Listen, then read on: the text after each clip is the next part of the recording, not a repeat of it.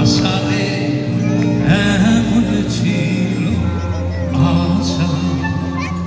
গানটা অরিজিনাল লিখেছিলেন কবি অরুণ চক্রবর্তী। ওনার লেখা। একটা মহুয়া গাছকে দেখে শ্রীরামপুর স্টেশনে উনি ওই একটা কাগজে লিখেছিলেন, গীতাটা তোকে মানাইছি না রে, একেবারে মানাইছি না রে। পরবর্তীকালে সুভাষ চক্রবর্তী ওটাতে সুর দিয়েছিলেন, কিন্তু ঘরে ঘরে পৌঁছে দিয়েছি কিন্তু ভূমি। অনেকেই গাইত, কিন্তু ভূমির সুর কিরে ঠিক তো একদম একদম বলছে বেরিয়ে নিচ্ছে। মিউজিশিয়ান যখন সাপোর্ট করে না ভাই, হেভি দম আছে এখানে। একেবারে মানাইছে না রে, লাল পাহাড়ি দেশে যা, রাঙা মাটির দেশে যা, লাল পাহাড়ি দেশে যা, রাঙা মাটির দেশে যা, গীতার তোকে মানাইছে না রে, একেবারে মানাইছে না রে।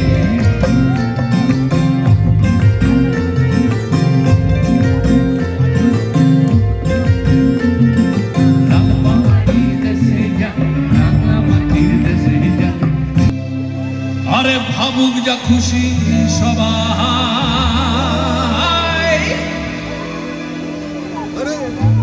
এ ফাল্গুনি পূর্ণিমা চল বাবারে, এ ফাল্গুনি পূর্ণিমা রাতে চল বলায় যাই, দূর দেশে যাবো রে, বাসা বানাবো রে, থাকবো দুজনে একসাথে, দূর দেশে যাবো রে, বাসা বানাবো রে, থাকবো দুজনে একসাথে, এই ফাল্গুনি পূর্ণিমা রাতে চল বলায় যাই, এদিকে ফাল্গুনি পূর্ণিমা রাতে চল বলায় যাই।